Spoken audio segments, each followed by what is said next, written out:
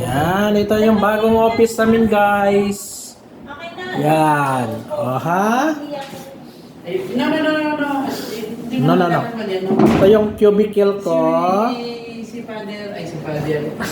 Cubicle ni Ivy. Dito ko nilagay.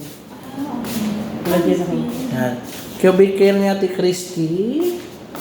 Oo, siya kaysa dyan. Ito naman natin. Ano ni Father office.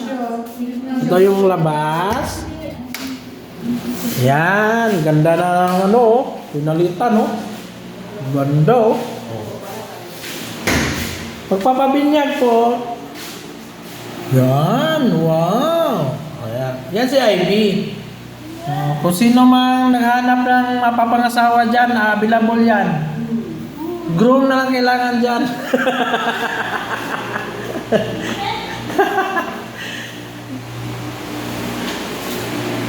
Ano, Ivy? Gusto mo? Tawagan ko.